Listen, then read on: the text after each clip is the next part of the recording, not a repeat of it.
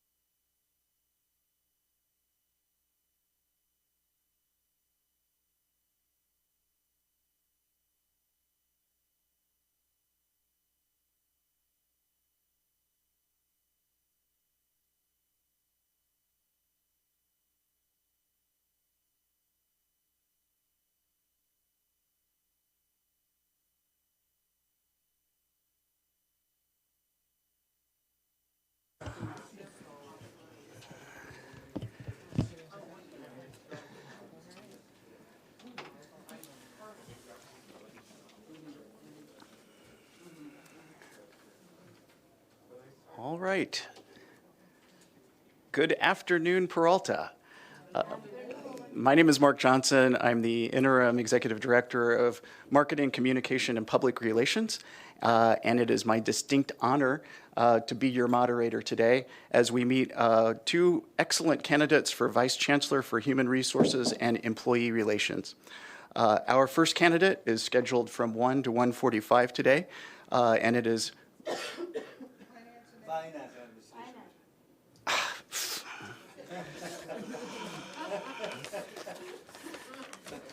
Finance and Administration.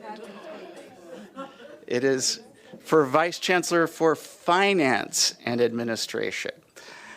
So I'm glad that you all are here and clearly paying attention. So thank you very much.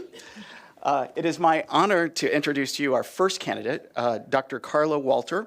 Dr. Walter has a PhD and MBA and brings tremendous experience that includes 20 years of successful experience in higher education. She's demonstrated excellence in executing strategic planning, institutional effectiveness, resource allocation methodologies, and participatory governance. In holding executive leadership positions as Vice President and Interim President, Dr. Walter has managed budgets that exceed $100 million in restricted and unrestricted revenues. Before entering higher education administration, Dr. Walter served as a tenured associate professor in business, coming to the field after being chief operating officer in the public finance industry. As a leader in public finance, she collaborated with public agency executives in California to issue and administer over $30 billion in bonds. Both her BA and her PhD are from the University of California, Riverside. She earned her MBA from the California State University, San Bernardino. Dr. Walter is a native of Los Angeles and now living in Hayward. So please, welcome Dr. Walter. Well, thank you so much for introducing me, and thank you all for being here. And I really do appreciate the invitation to share some time with you. So I am applying for the finance and administration position, not the HR position. So I just want to make sure everybody understands that and go from there.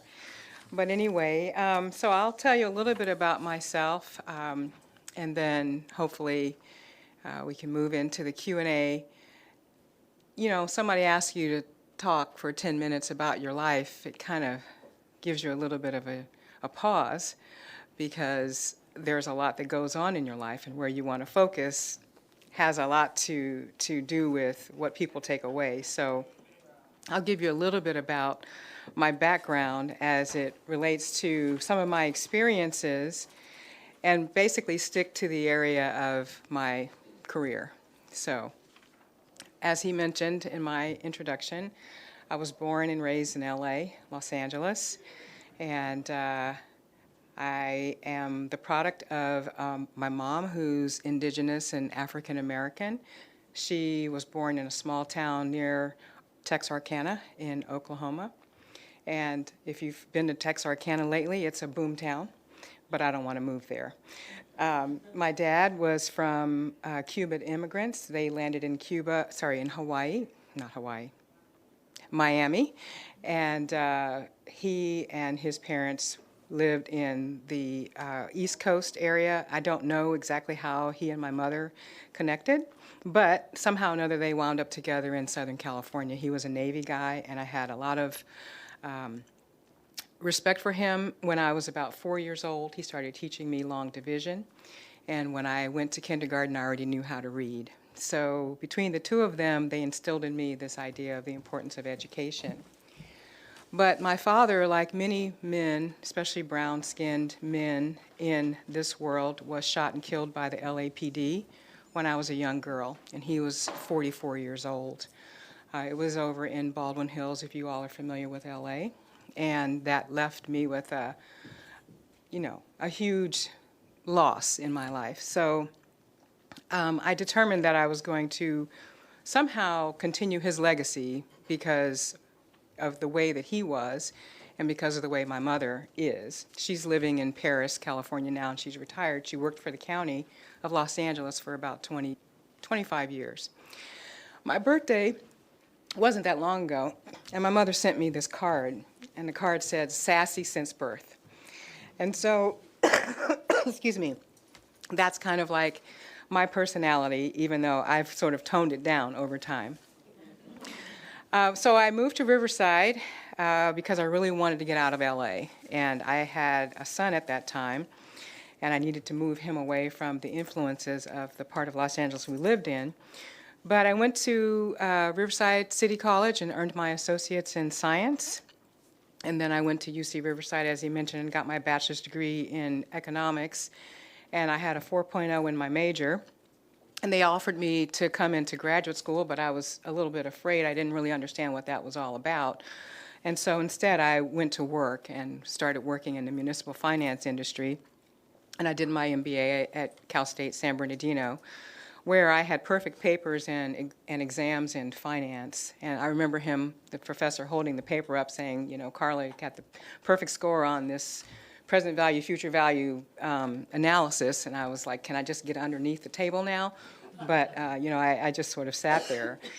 Anyway, and then I got my PhD in interdisciplinary studies with focus on economics and game theory and consumer behavior.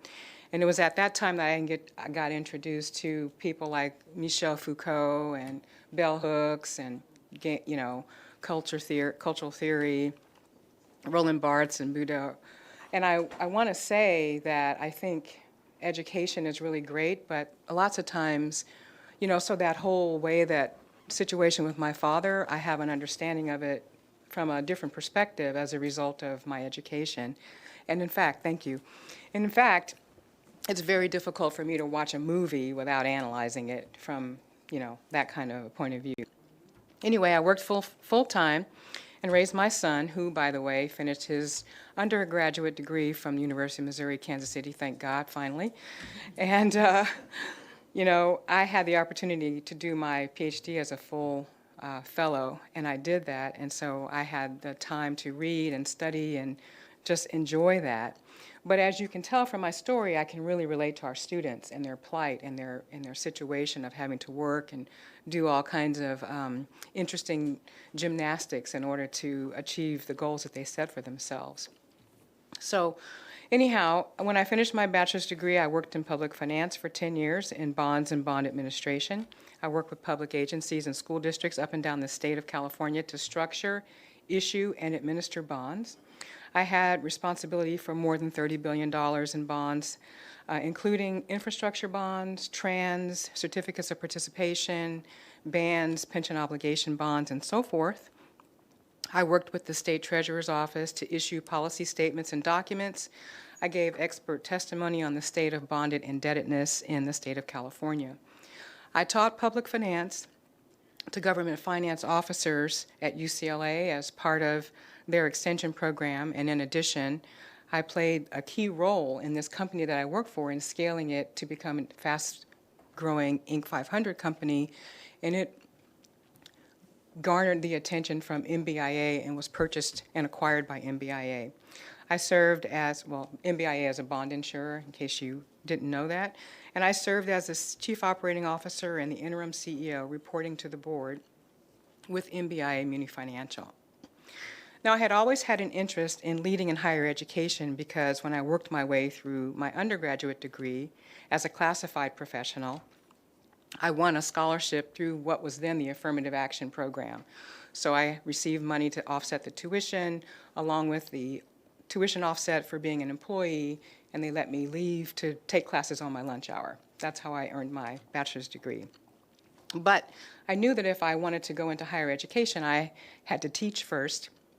And I knew this because I read the ads in the Chronicle of Higher Education and saw what the requirements were. So when I was ABD, all but dissertation, I accepted a position at Missouri Southern State University in the business school, which had been a junior college and was transitioning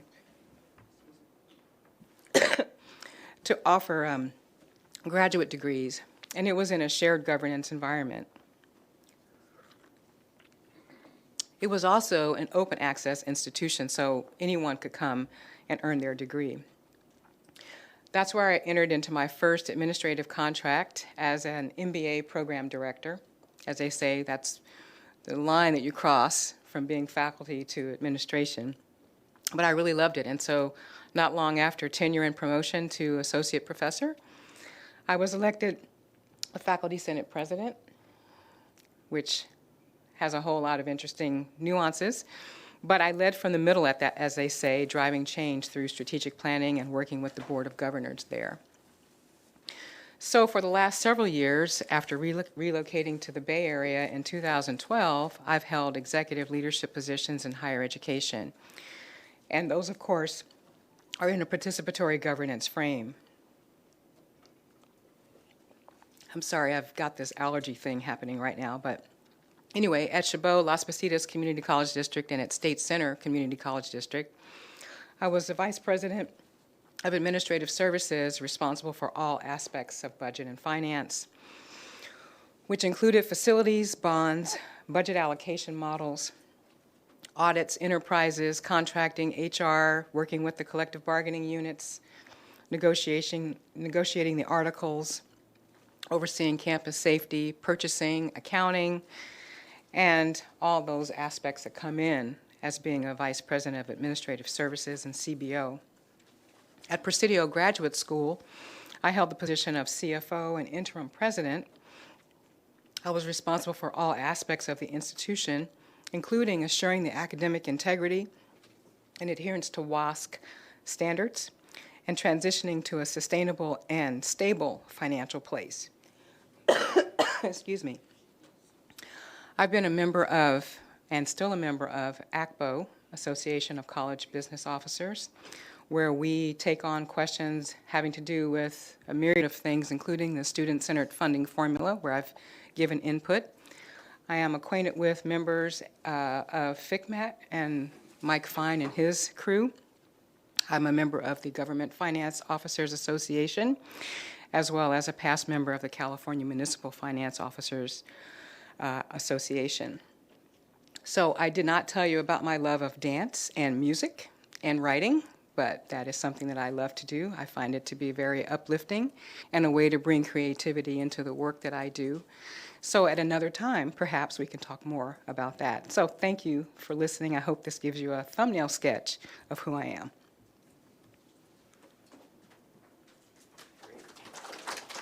For Dr. Walter. So at this point, we'll take questions. I have a couple of microphones here.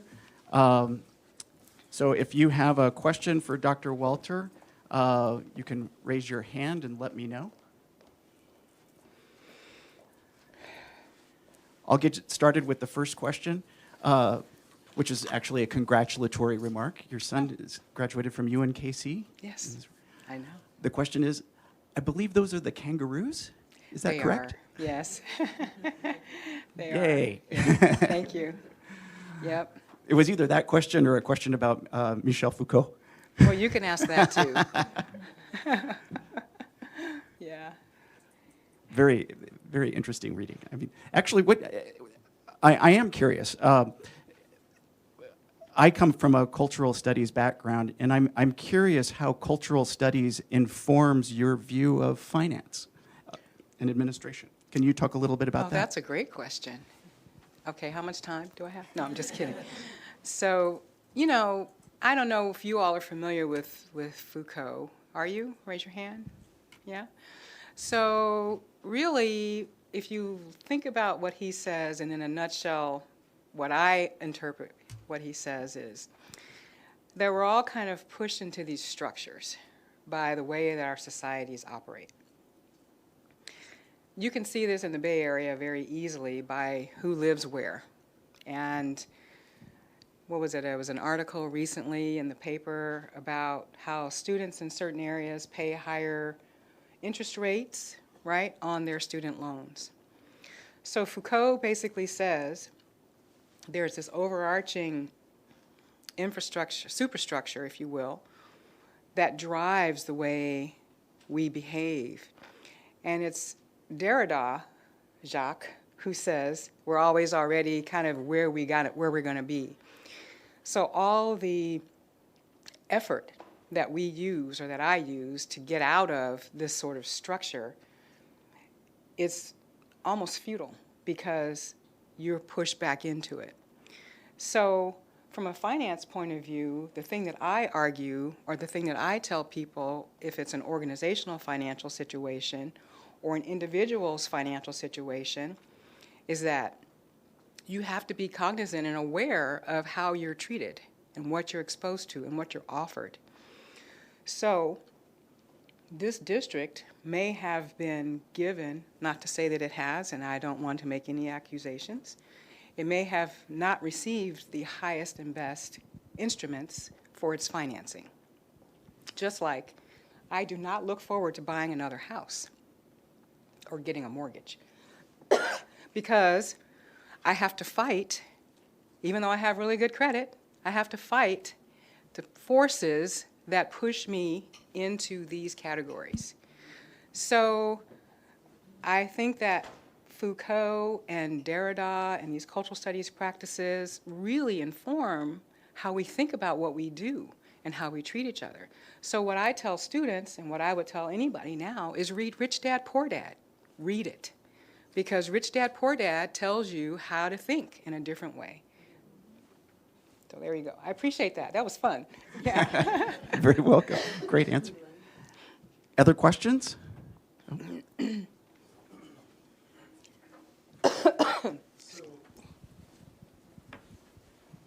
So I noted in your presentation that you were at Chabot as the Vice President of Finance and Administration. Yes, sir. Yeah. How many years there, and what other community college experience do you have here in California? Thank you for the question. Yeah, I was at Chabot for about 3 years, and I was at State Center Community College for just about a year.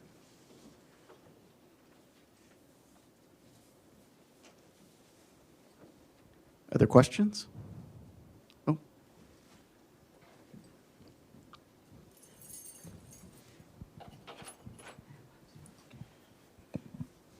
And so this is a technical question. If you could tell us about your experience with resolving structural deficits in annual operating budgets, that'd be great. Thank you. So a structural deficit, excuse me, is apparently defined as a deficit that comes from there being a lack of sufficient revenue to cover expenses. And I'm a little bit taken aback by a phrase or a terminology called structural deficit, because the phrase kind of brings up this idea that it's not solvable, but it is solvable. And so I've done some changes and made some restructuring when I was the CFO for, excuse me, Presidio Graduate School, where I went and they presented a budget to me that really was inappropriate. The actual number of FTES and the actual number of faculty were out of balance, much as it is here in certain analyses that I've seen. And so what has to happen is looking at different ways to not only manage expenses, which I've done at Chabot and at State Center and at Presidio Graduate School, but also find ways to increase revenues in appropriate and legal ways. So I've noticed that here, in reading your documents and your information, you have a strategic enrollment management plan that you're working on, and you've got a strategic plan for the future. So you're looking at ways to align enrollment with student needs and offering new programs and so forth, or changing program structures. And I've done that too when I worked at California Lutheran University and helping them to realign their graduate program. Because all higher education institutions, or at least many of them in the United States, are facing a similar situation where there's a decline in enrollment because of things that are happening in the macroeconomy. So by looking at different ways to increase revenue and ways to manage expenses, that's really how you bring your budget in line. In a community college situation that we find ourselves in, we have the idea that sometimes we have to do layoffs, or sometimes we have to change people's workloads, especially when it comes to faculty. And none of that can really be done without working with the collective bargaining units, which I've done at both Chabot and State Center Community College District. So we also have to take a look at the faculty obligation number to ensure that it's in alignment, and look at how the full-time faculty manage and work with the part-time faculty. And all of that, whether you're looking at expense management or revenue increasing or balancing, all that has to be done in the context of the 50% law. So it seems like it might be off the cuff, sure, manage expenses and revenue, but there are all these different aspects that have to be taken into consideration, and those are the things that I'm really good at, that I've done at State Center, that I've done at Chabot, that I've done at Presidio Graduate School, and that I've done leading from the middle as a faculty senate president and at California Lutheran University when I restructured the graduate program. So I hope that helps to clarify a little bit of experience. Now, I also want to say that none of these kinds of things can happen without a formalized recommendation that we bring to the chancellor, and the chancellor, therefore, decides whether or not she or he wants to move forward, and then they bring that to the board, because it is the board who ultimately decides whether or not we make any changes in these structural deficit situations we find ourselves. So there you go. Thank you. Just a reminder for the people that are asking questions, please do introduce yourself before you ask your question, so that Dr. Walter knows. Good afternoon, Dr. Walter. I'm Siri Brown. I'm the Vice Chancellor of Academic Affairs and Student Success. Nice to meet you. Nice to meet you too. Thank you, and thank you for your interest in Peralta. I have a few questions folded in here. I'm sure that you've studied where we're at with the FICMAT recommendations and accreditation, et cetera. And so one question is, what interests you in coming to our institution during this time, this critical time? And given your understanding of the challenges that we have in front of us, what leadership style do you bring? What's just kind of your analysis thus far of fiscally where we're at, and your leadership style in helping to lead us, continue to lead us out of the challenges that we face? Well, thank you for the question. I guess I'll start with leadership, because that way, that's sort of an easier level. And there's many different leadership styles. And if a lot of times people might look at me and go, oh my gosh, you're just really easygoing, and there's no way you're going to be able to make these hard decisions. You could talk to my son, and he'll let you know that that's not really true. So, but I tend to be, I love people, and I believe in people. So I tend to believe that people can do their jobs. That's why we hire them, to do their jobs. And so I lead by letting people do their jobs. And if they have a question, or they need support, or they need help, I hope, and pray that they come and ask for it. I meet with people on a regular basis. We set goals. We kind of set up, based on an overarching plan for a period of time, and we move forward. And hopefully doing that allows people to be comfortable to bring issues and not have to feel like they have to hide them. I'm also very participatory and collaborative. I came from, when I worked in municipal finance, I worked under a guy who was like, this is how we're going to do it. It's kind of like Steve Jobs. We're going to do it like this. I went from that into the shared governance environment, and I had to get acclimated a little bit to that. So, but I do believe that participatory leadership is a very important aspect of running an organization like this because we need to hear everybody's voice. But being a participatory leader doesn't mean that it's democracy. So we kind of come up with a recommendation, as I mentioned earlier, and bring it forward if it's something in that vein. I also consider myself to be a servant leader because I'm here to serve. I'm not, you know, we all have our lives, we all have things we have to do, but, you know, this is community college life. This is not about, you know, being on America's famous whatever. It's about serving students. So I'm here to serve and work with the folks here to help them serve the students as well.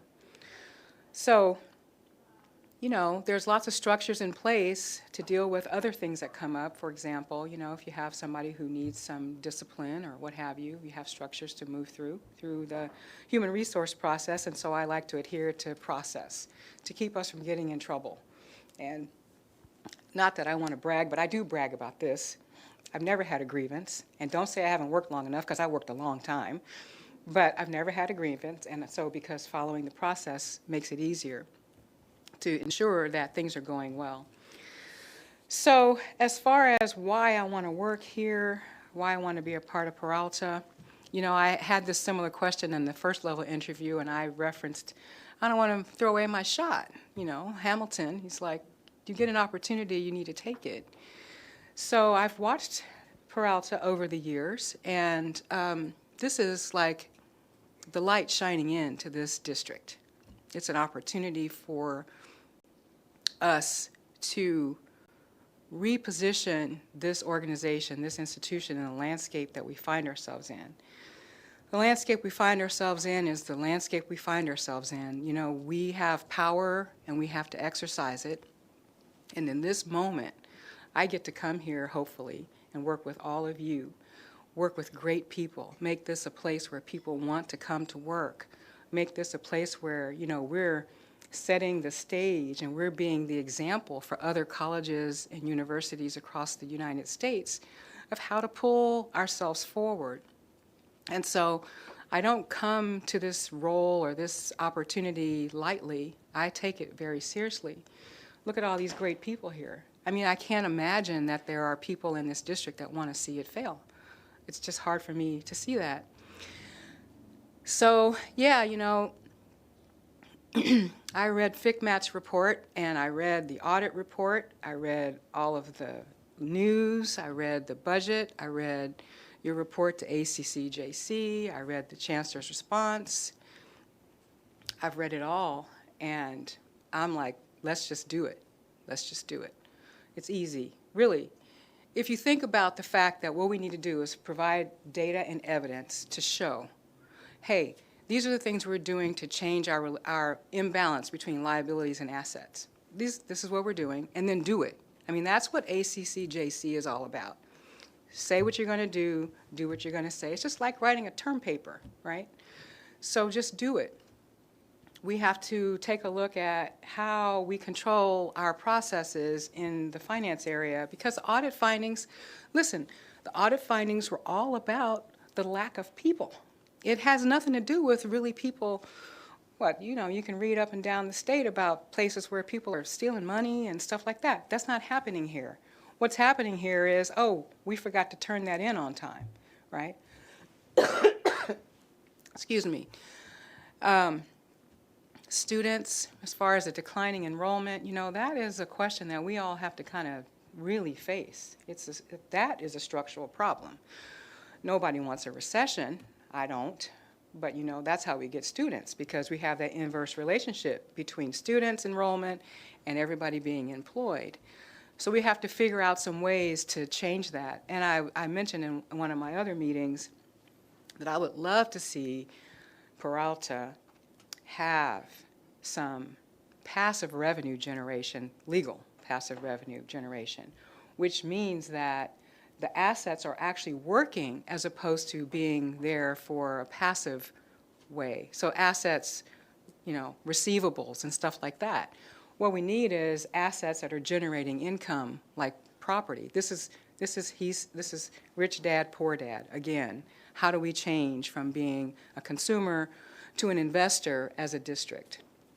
So I believe that I bring a lot of great ways to move forward, but I don't feel like I have all the answers. But I do know there's a lot of great minds here and great minds that are still here, coming here, and together we can take that FICMAT report, although I know that a lot of the issues have been resolved already, and just really, thank them so much for helping us open this, this moment, this opportunity to shine the light into this district and turn it around.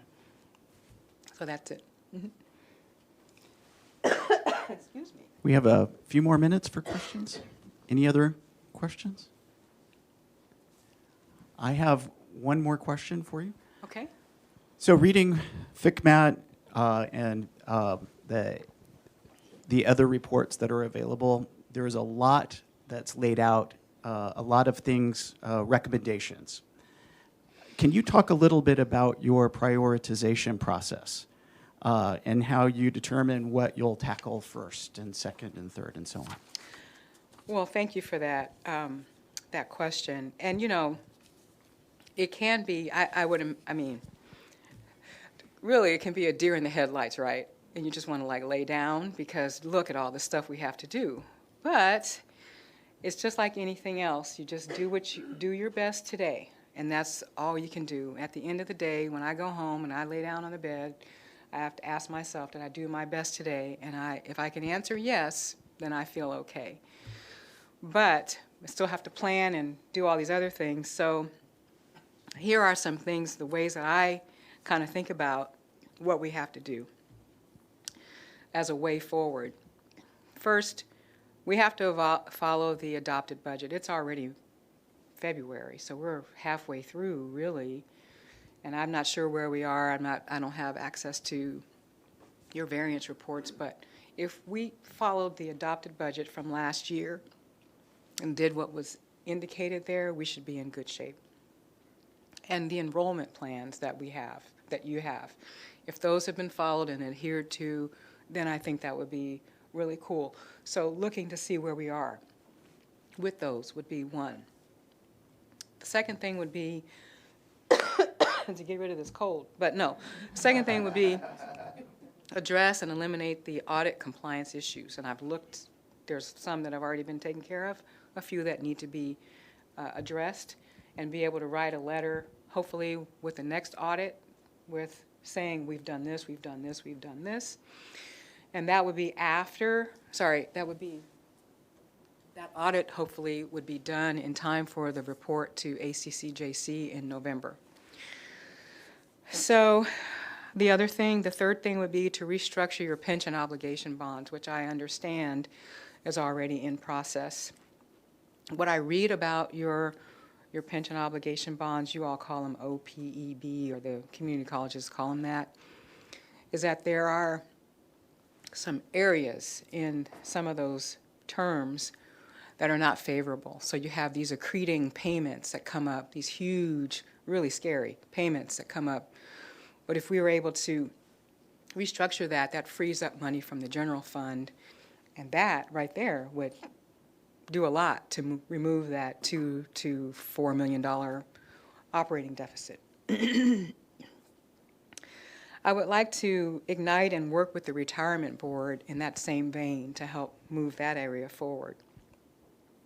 And then we have to look at getting ready for the 2021 annual budget, which I've seen you have a lovely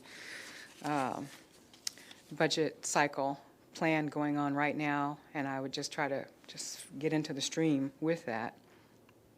And again, explore revenue producing capital assets. If we're able to restructure those bonds, those pension obligation bonds, and free those up, if we're able to take a look at how we're spending money, then perhaps we can think about putting money aside into the capital fund and see about acquiring a building to lease or something of that nature. And then really, I would really hope that, I don't know what the culture here, I read what FICMAT had to say, and it was like, wow, it's just like every other community college, but if the culture can be turned into a culture of up and hope and yes, You guys, I mean, I really miss President Obama. Do you guys miss him? Because he was like really always up, you know, and positive. Except for when, anyway, you get my point. So I think really thinking about the positives and being hopeful and celebrating successes and doing it systematically, not in a way that's, you know, trite. Oh yeah, that was nice. No, really, let's celebrate what we've done, because a lot has already been done, you know, to turn the district from where it was to where it is now. So that's how I would try to move forward. Yeah. Great. Thank you. We have time for one more question. Yes. Remember to introduce yourself Yes. first. Donald Moore, President of the District Academic Senate. Oh. Just to follow up on your comments, right? If you looked at our 5-year budget plan, you would note that we're being held harmless right now. Right. But that comes due, right? And I think you alluded to this. And it comes due relatively soon when you think about planning for it, right? And so what are your thoughts on that? And given that anything with OPEB also takes time, everything kind of takes time. Yeah. And ACCJC wants us to basically show and demonstrate that we're, if not there completely, already have all of the stuff necessary to move forward. So just getting the CFO here is crunching in on that timeline, right? We have OPEB. We have to pay our on the interest, and that starts to escalate. Whatever they could come up with is just going to continue to impact on the general on our general revenue. So, what do you see as coming back to the prioritization? I can't remember. I think it was asked. How do you go about doing this when you have a compressed time frame? I mean, literally, the time frame is so compressed. I don't see how, right? I mean, I don't see a plan how to do it. But maybe you do. Thank you. Yeah, it's hard when you think you're looking at a blank wall all the time. But, excuse me. Let's see, this is February. The bond payment is due in August, so it's possible that a bond restructuring for certain areas of those tranches could be done before that time period. In fact, it's not that it's possible, it has to happen. There's no choice. So that's why you see the finance team, all the bond lawyers and underwriters and everybody staying up all night. That's what you pay them for, to get it done and to have a negotiated sale so that that reality doesn't come to us. It's not an option. So that's one piece. You know, I have your document here that talks about how you're going to be moving forward with your budget and your hold harmless disappearing in 2021, 22. And so, as again I said, you know, if we look, I mean, how are you doing with enrollment? Are you making your numbers for the spring? And if you're not, then what are we going to need to do about that? So some decisions have to be made about how to handle that. And they're not easy decisions. They have to be made. So to report to ACCJC by November, I mean, you know, we have like a whole 6 months. That's plenty of time to stay up all night and work hard and get it done. So, you know, I'm not saying that it's going to be easy, but, you know, it's what has to happen or else. So the alternative is, and, you know, listen, I'm a person who, in certain situations, sometimes you just have to let it fall apart. But I don't think this is one of those situations. I really don't. And I believe, I mean, I've seen a new contract let with AECOM, and your advisors are all really good, and your financial planners and everyone. Nobody here wants to see that reality come to pass. So again, I mean, I know this is a public institution, but people thinking in a particular direction cause a certain outcome. Yeah. Thank you very much, Dr. Walter. You're welcome. Thank you. Everybody give it up. Thank you so much for being here. Oh, thank you. Thank you so much for having me. You bet. And nice to see all of you and hear from you. So please fill out your pink sheets and give them to Natasha up here. She'll be collecting them. And we'll be back here in 15 minutes for round 2. Thank you, everybody. I did the website myself, so now I have to do it. Oh, what? I did it myself. Oh, okay.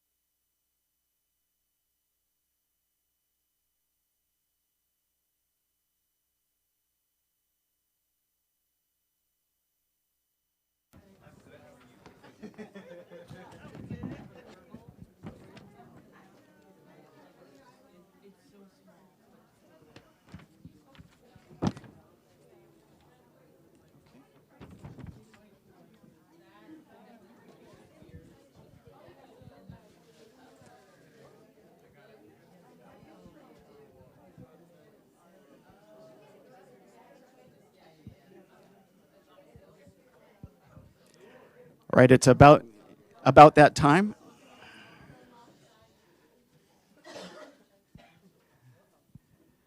Great. Well, thank you, everybody. Thank you, everybody, for coming to our open forum today. My name is Mark Johnson. I'm the Interim Executive Director of Marketing, Communication, and Public Relations, and I am your moderator for today's session. We are visiting with a candidate for Vice Chancellor of Finance and Administration. And it is my pleasure to introduce Mr. Chris Nguyen. Chris has been in higher education since the early 2000s. He has international teaching and management experience since 2009, working in American-style universities in the Middle East, Southern Europe, and Kazakhstan, where his last leadership position was Provost and General Deputy to the President. He's been a Vice President for Administrative Services at the State University of New York from 2016 to 2018, and held the same position at San Joaquin Delta College in California since 2018. His experience overseeing finance, accounting, student accounts, human resources, payroll, information technology, public safety, capital, facilities, and purchasing. Prior to higher education, Chris worked in energy, financial and consumer goods industries. He started out in the mergers and acquisitions department, got promoted to corporate finance with a stint in the legal department, and eventually leading the finance team of a business with revenues of over $200 million. Throughout his career, he's focused on process improvements, efficiency, and customer and student service. Chris has been through international accreditation, been through accreditation while in New York, and has served on a team for Middle States. And he's recently served on the ACC-JC accreditation team in California. In higher education, his focus is on helping students succeed in the classroom and out in the workforce. Chris attained his bachelor's at Santa Clara University in California and his master's in business administration at Hofstra University and his Juris Doctorate at New York Law School, both in New York. Ladies and gentlemen, Mr. Chris Nguyen. Give it up. Thank you. I'll just start here. I did not realize the whole bio would be read, so half of my opening information will be deleted. I don't want to repeat myself and bore everybody here. So just some highlights out of that brief biography. What I left out of that is that while I was working in the financial services industry for Dreyfus, I was assigned on a 6-month assignment to oversee one of our subsidiary. At the time, the company had owned a hedge fund, and it was going through an audit, which was not going well. And my task for that 6 months was to make sure that the subsidiary passed the audit, because the company was in the process of selling the subsidiary, and it had to pass an audit in order to do that. So that was my first exposure to being on the side of a not good audit. Suffice to say, we were able to get the records together so that the audit was done in a clean manner.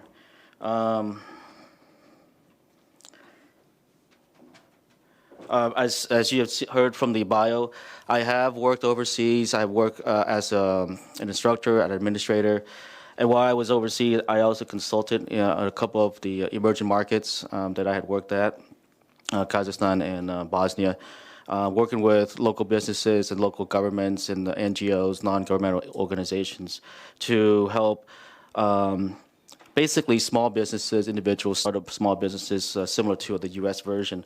So I do have that entrepreneurial and startup mentality and experience. In terms of managing budgets, I have overseen budgets as small as a little bit over $20 million and as high as over, and I forget exactly how much, but over $400 million. That was when we were in the energy business. Every budget that I have overseen in the higher education field either increased the reserves or contributions to reserves, or reversed from a deficit to a surplus. So far the record has been pretty decent on my side. Just to give you a little bit more of a background information, I have experience with bonds. It may or may not be useful in this environment. In the sense of analyzing bonds, pricing bonds, and then floating bonds, and then in the current situation, refinancing bonds. We're going through a process now on that front. And since we are in a blackout period, I can't really say more, or else I'll be in violation of SEC rules. I have experience with OPEBs and OPEB trust payments and analysis. We just finished one actually where we did actuarial studies to make sure that we're still on track with our trust accounts. Efficiencies and process improvements, desk audits, and economies of scales are areas where throughout my career I have developed a talent for, so I am familiar with those process improvements. Just to close it and give you my philosophy and how I view things and my approach to the workplace, I try to keep things simple as I can. One of the acronyms that I use, I started using this when I was in Kazakhstan. I carry it forward through today, is CARD.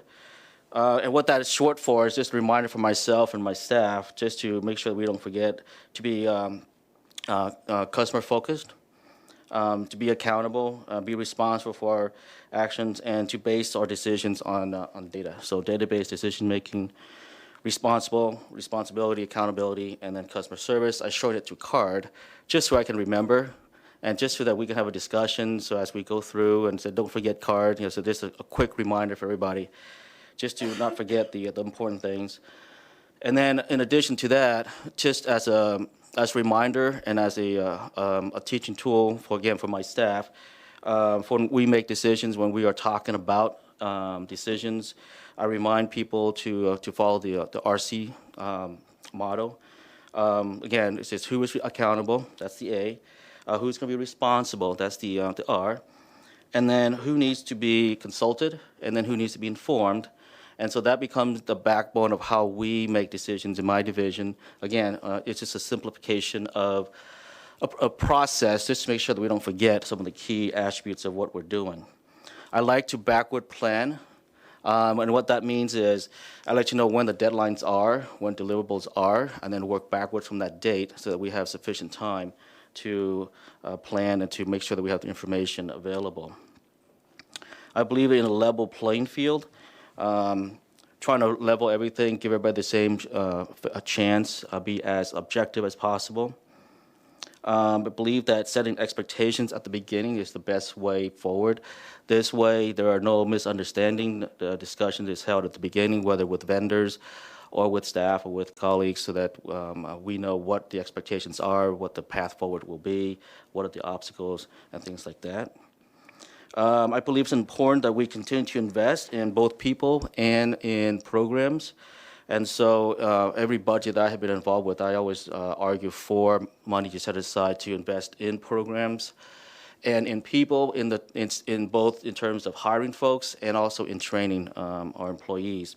In the programs, I emphasize program because it is important that we continue to not only focus on any reductions, but also on investment and growing the institution.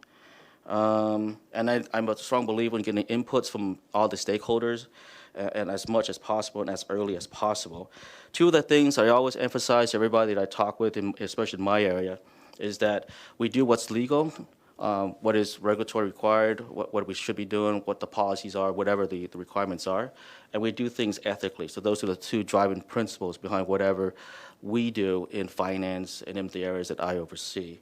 So that's just, in a nutshell, some of my philosophies and how I approach business, how I approach work, how I approach decision making. So with that said, I want to just open up and just answer any questions that you may have. Great, thank you. Let's give it up for Mr. Nguyen. Warm Peralta, welcome. Questions? Oh, come on. Is it on? Yeah, Got it. well, I'll ask a question. So I presume that you've read about Peralta and have some understanding of our financial challenges. A little bit. So my question for you is, as you come into Peralta, how would you go about your prioritization process? Can you talk a little bit about your prioritization decision-making and what you would do first? I thought about what I wanted to say in the opening statements, and you notice I did not go into this is what I'm going to do if I were here speech, simply because it's already been well outlined already through CPT, through FIGMAT, through the response. It's pretty much clearly laid out. I think the most important thing is that we just need to start to knock off those recommendations and those suggestions. Now, in terms of prioritization, there are a couple of competing needs that has to be addressed and has to be in the forefront of all of our minds. One is the financial status, both for this year and the next year, so that always have to be there. Like, do we have the sufficient funds and the requirements for the next year or so? So that's the short-term approach. Within that framework, there should be some discussion, if not a lot of discussions, about what the needs are and how we could reinvest some of the money. And there has to be some reinvestment of money into growth, into programs, areas that are seeing or could be seeing some new increases in enrollment, because that's going to be key. Right? No matter what we look at, there's basically, in terms of balancing budget, in terms of financial controls, there are basically two ways to do that. I'm sure you all know this. Increase revenue or decrease expenses. Right? The easy approach is to decrease expenses. That's easy. Automatic across-the-board cuts, selective cuts, however you want to call it, the surgical approach, the mache approach. It's all the same at the end. But the weakness with that is eventually there's nothing left to cut. And you don't invest in people, you don't invest in programs. Right? It's going to atrophy itself. So I say that with full acknowledgement that we have to face reality. You cannot cut your way to growth. So it has to be money set aside towards a program or initiative that truly is designed for growth. So there is that intermediate need. The other need that I've seen and that has been addressed and noted in the FIGMAT report is personnel. Right? We need to have the right people in the right places. That's the investment in the personnel. That's the investment in hiring that I had mentioned. But not only hiring, but also in training. A lot of it is going to involve training because they require a new way of doing things, new procedures, a lot of new processes. And that's going to be very disruptive, very scary for many people in many ways. And so we've got to make sure that we invest in training so that we send a message that said our staff and our employees are valuable, and that we will put in the investment that is needed, or as much as possible, so that we get the employees trained in how to do things the way that it should have been done, the way that it should be done, the way that the recommendation said it needs to be done. So there is no one magic bullet that says, well, first day it's going to be path 1, 2, 3, and 4. It's going to be, we need to hire, we need to start up, make sure that we have the right policy and procedures. The ones that we have, are they current? Are they the right one or not? And if they're not, we need to make sure we have a system in place to assess it and make changes. So the 75 recommendations, the recommendations on personnel, on fiscal control, on checks and balances, on budget development, it's all there. It's just a question of when do they need to be done by, and how do we best go about doing it. The timeline's already pretty much established. The recommendations out there. It's just a question of just rolling up our sleeves and just knocking it down one by one at a time. And that's really the crux of what needs to be done, is how should we go about doing that. I don't think it should be done by one person. I don't think one person should be the one to say we should do 1, 2, and 3. It should be a collaborative and collective effort. I think everybody here knows what are the major items that have to be done first, second, and third. And there are a lot of work to be done, so it's not for lack of work. And the work needs to be done with as much of the input and as many of the right personnel as possible. So that's a long way of answering your question. I don't think there is one way to prioritize. It's spelled out already. It's been out there in black and white and published for a while. And for the way I look at it is just dusting it off and just go grouping it in the group that's already been grouped, hire the right people, start looking at the policies and procedures, right, and start the budget development. Try to build the budget and to make sure that we cover for the compensation expenses, we cover for the program cost, and then everything else will take care of itself. But the important thing is just to knock off those recommendations.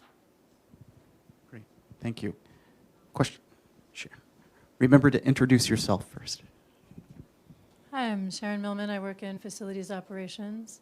Hi. Thank you for coming.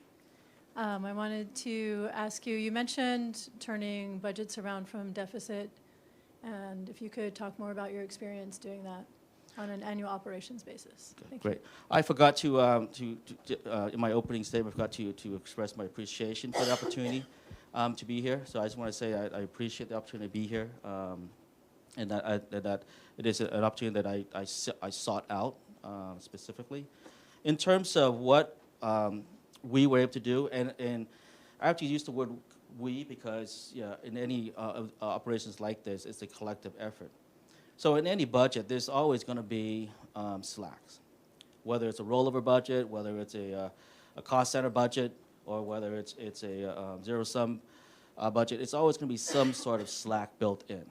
And so when I built the budgets, when I oversaw the budget, I have a general idea of where the slacks are. So like in our educational budget, one of the first area, and this is something that everybody looks at, is in operations.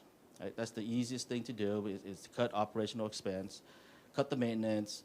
That's easy to do, like I said, but of course we're sacrificing the future for immediate gain. If we know it for what it is a tool, and if we are not careful, it becomes a future impediment. So other operating expenses, some travel, some expenses that are not categorized, some contracts, some legal, depending on how the categories are broken down. So there are always areas that we could look at with, more closely. Some efficiencies with the utilities, not a lot, there are some efficiencies there. So there's always those easier, lower hanging fruit that could be reviewed and attacked. The difficulty is once you go beyond those easier ones is when you get to the more difficult areas. To what extent do you want to cut back on maintenance, for example? It's a quick gain for the immediate need for the current year, maybe the several years, but that's going to mortgage further cost down the road. And I've seen that happen in other organizations. I've seen it where we have to make adjustments to invest more money than we probably should have been had we done it correctly. So it becomes a balancing act. How do you go through the budgets and economize enough for efficiency and at the same time not sacrifice operations in the long haul? So efficiency is something that I had mentioned. So that's one of the things that in my division we emphasize more than just across the board is how can we do things better? We try to use technology and leverage the technology better. That, of course, that requires a little bit of training in some cases, a lot of training in other cases. We're going through implementation of an ERP system, so that's an opportunity to use technology to do things differently and to produce the same or better work product with less personnel and less time. And that's one of the keys that I keep emphasizing is how do we do it so that we save time and we save resources so we can redirect those resources into other areas. So there are opportunities. It's just a question of do we have the right perspective? And perspective, I mean like are we looking at it from a different way? So one of the things I try to talk about is why. Ask the question: why are we doing what we're doing? Right? What if we were to do it differently? How can we do it differently? A lot of the procedures, that old saying, this is how we've always done it. So why do you always do it? Why are we following this procedure? Because it's been written for the past 30 years. We've always done it this way. Everybody knows how it's done this way. What is the best? Is it the best way? Is it best practice? Is it better practice? Have we benchmarked ourselves? Right, those are the kind of questions that I ask just to make sure that when we say it's our way, it's how we always done it, it is the best way of doing things. So that's one of the areas where we made changes is, and this is true of all the locations I've been at, all the institutions I've been at, is updating policies and procedures, one of the ways that we can increase financial controls. And I've been in institutions with weak financial controls to very, very weak financial controls. So by updating our policies and procedures with the focus on the checks and balances, and then the explanations behind why we do certain of the things that we do, why the procedures are done the way they're done, it creates an understanding. One of the other areas that I start and I try to advance, and I don't know why this is the case in every institution I've been at, is that an FAQ. So if we start an FAQ, we know what the common questions are, we know what the common responses are for the most part. That saves time with repeating the answers to a lot of the questions, again, especially in the areas of financial payments the first few weeks of school. Right? If we have an FAQ, we can then train students or new workers or overflow workers, and then they have a cheat sheet to follow as opposed to relying only on a few staff who have been through the fire for the last several years. And that allows more resources to be addressed and to be used during crunch time. Right? So that's what I mean when I said, can we do things better? Can we be more efficient? Can we do things differently? It's those type of thinking, those types of approaches to business practices. So I hope that helped answer your question.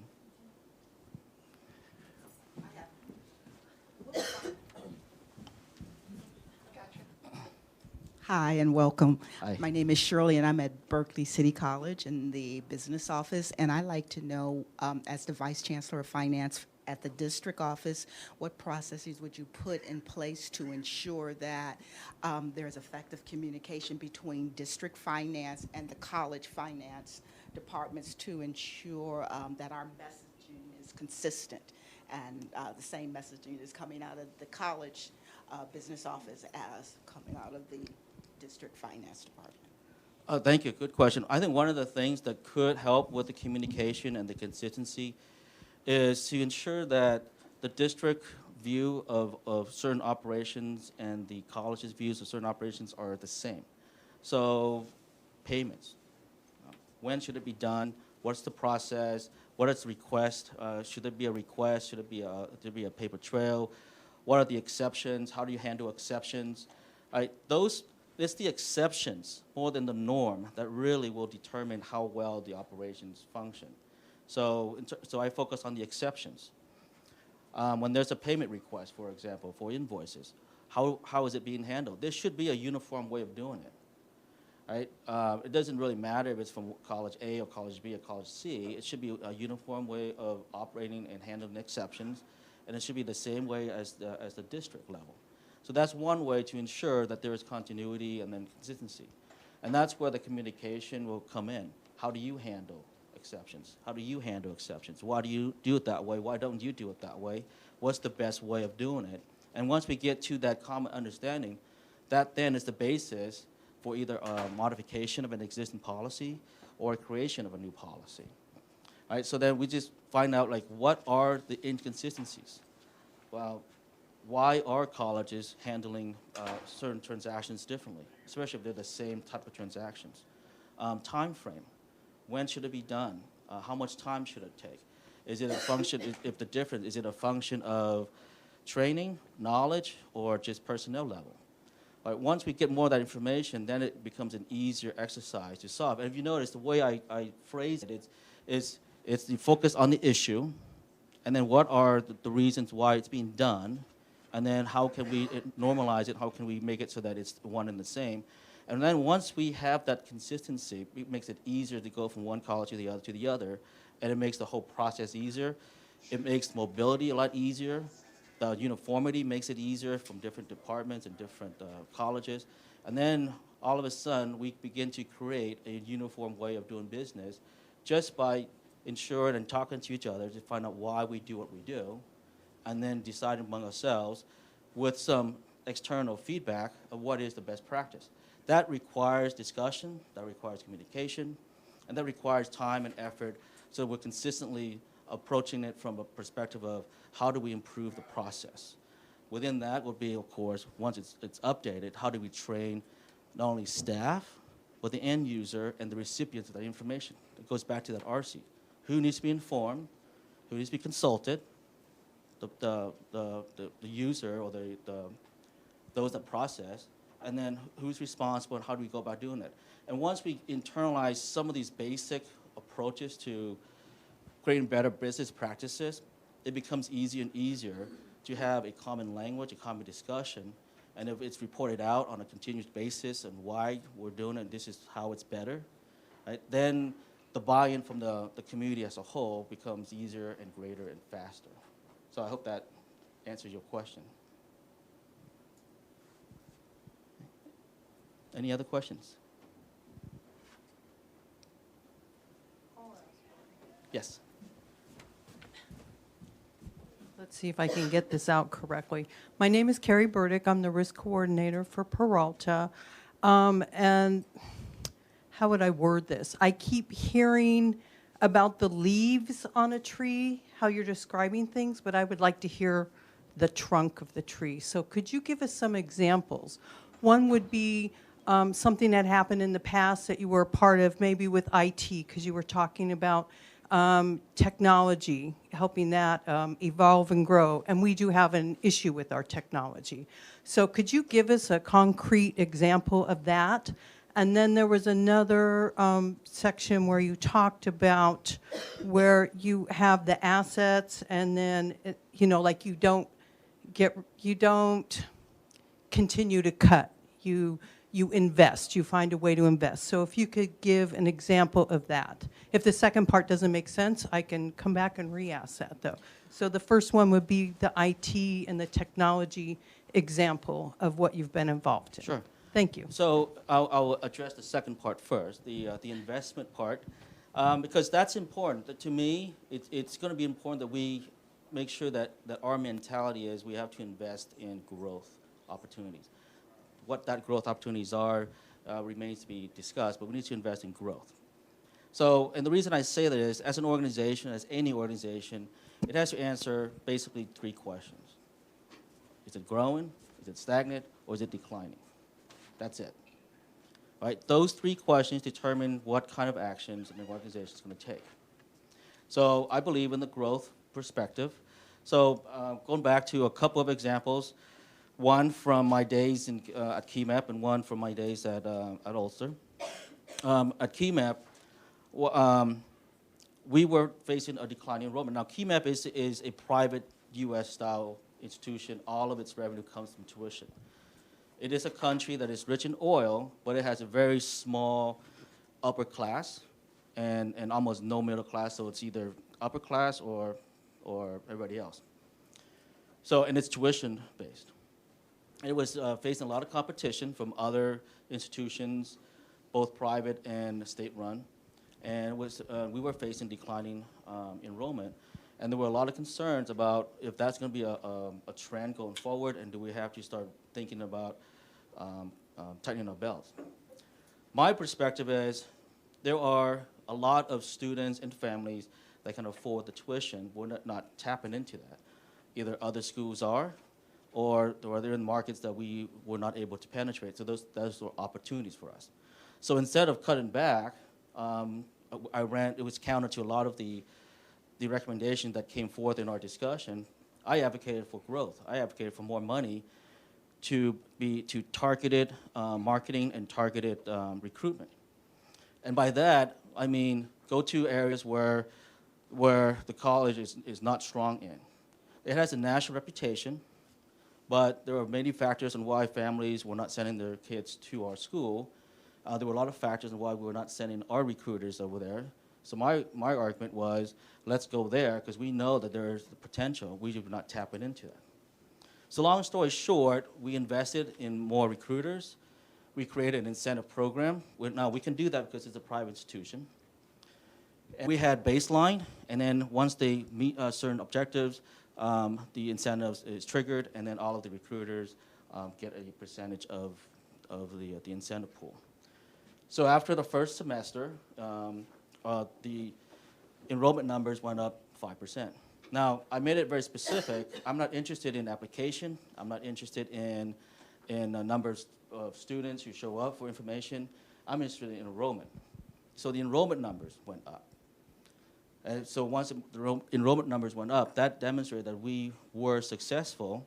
The incentive pool gave the recruiters incentives to be more aggressive, to go to schools that they normally would not have gone to, and to recruit from high schools that traditionally the college and the university did not recruit from. So that was a deliberate investment in growth. We had a plan. We had targeted areas. There was a recruitment plan. There were staff set aside. There were staff trained to answer questions in the local language. So it was a plan that we had designed. It's not just here it is, go and increase recruitment. And on our end, on the administration side, once they achieve the target, we publicize it. We celebrate it and we acknowledge it, and all the recruiters got a lot of accolades for the hard work that they did.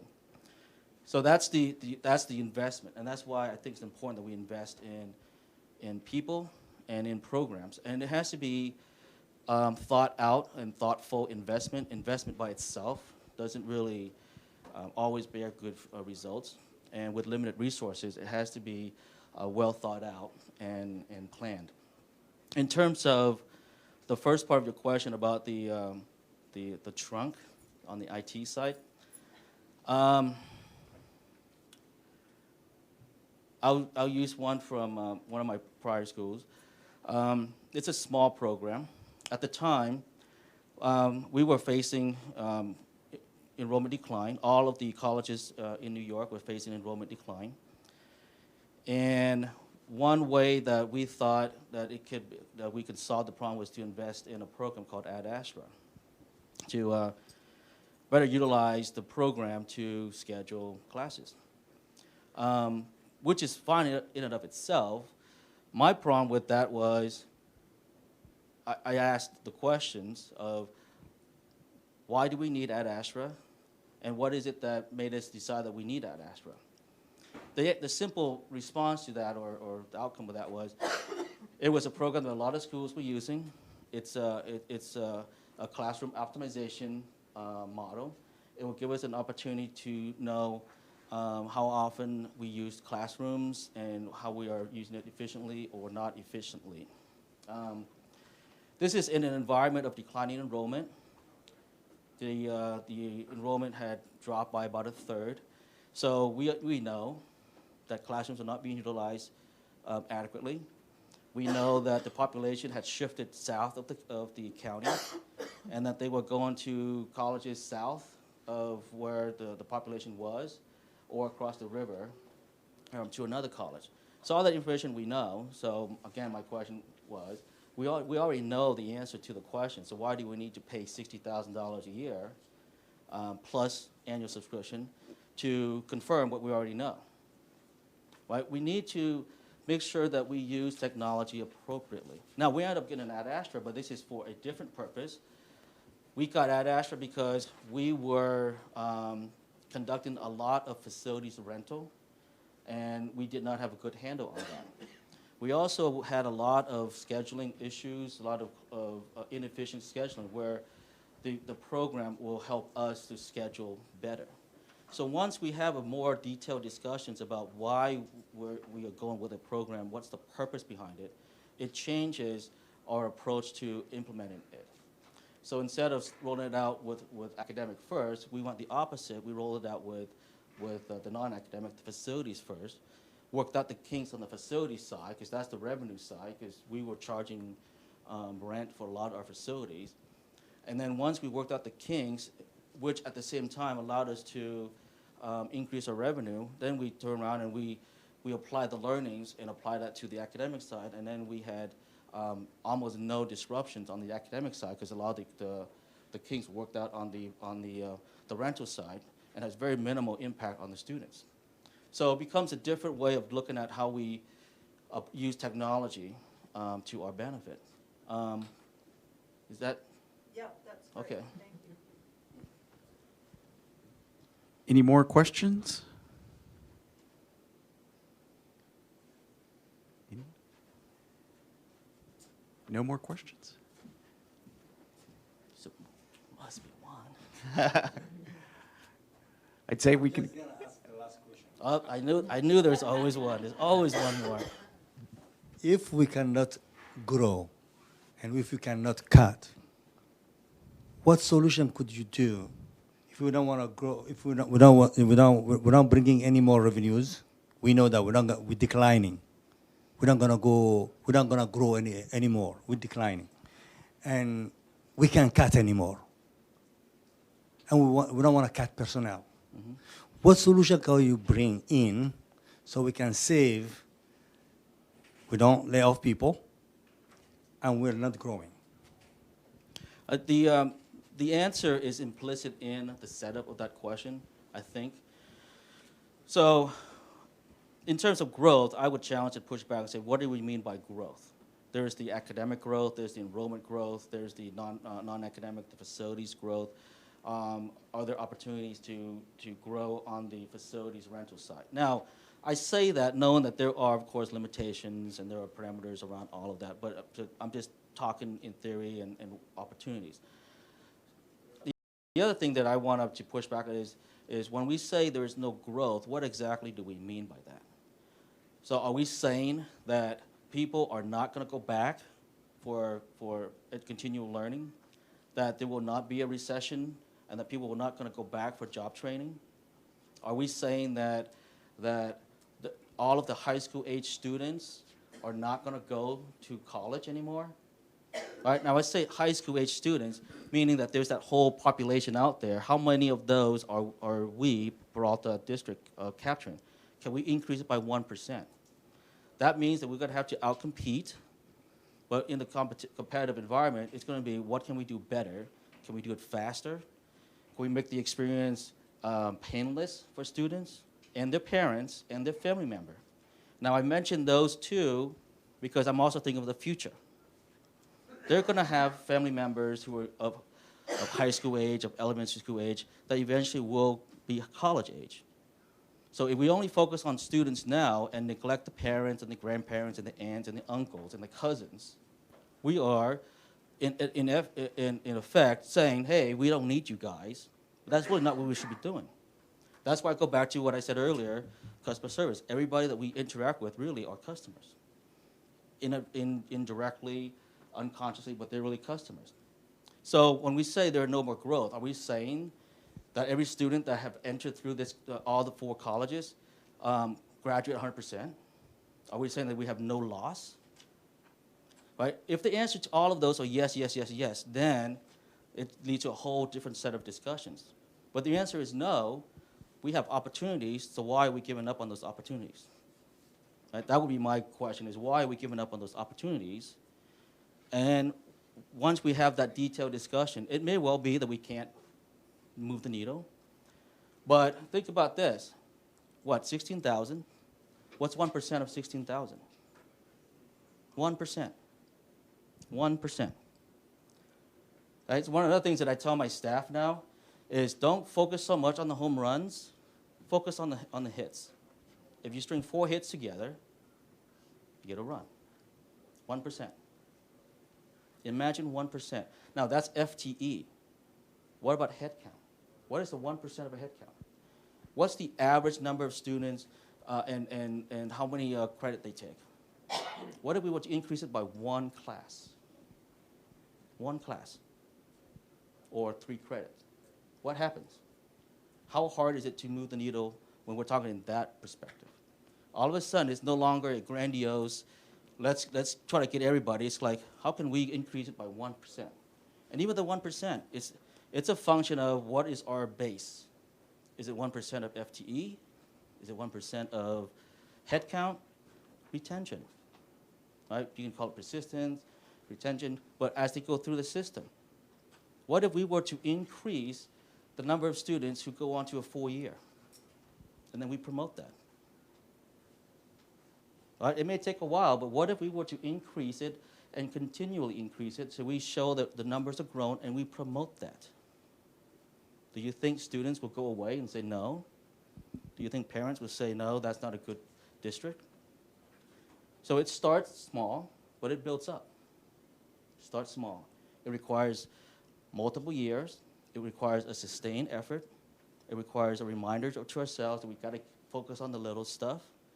But over a period of time, it will begin to turn.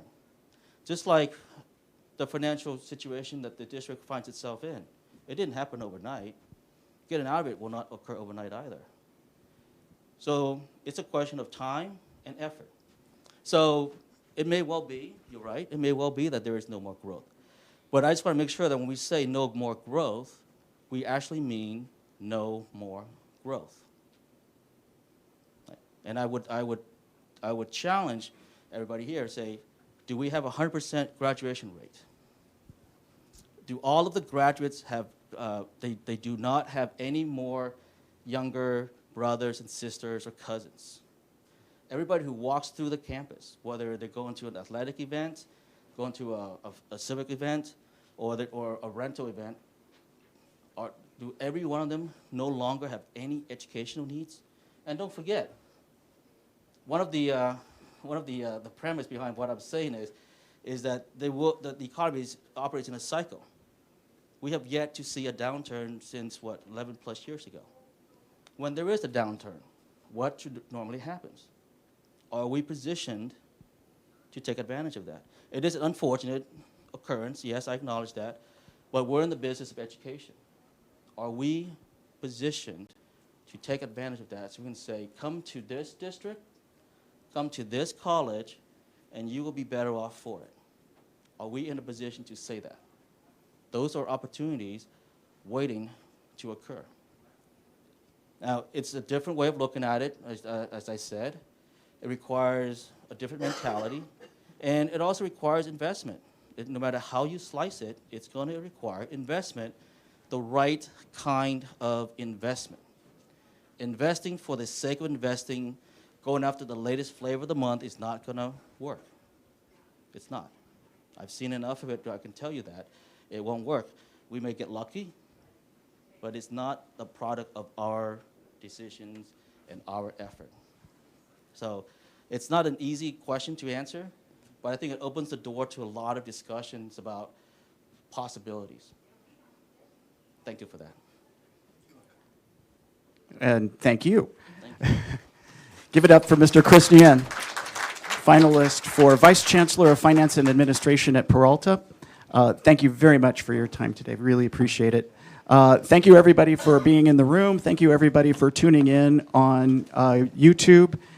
Please give your forms to Natasha so that we can collect the valuable feedback that you have to offer. And with that, have a good afternoon, and thank you. Do I just leave? Thank you. That is a really good question. I hope you get the sense that it's that kind of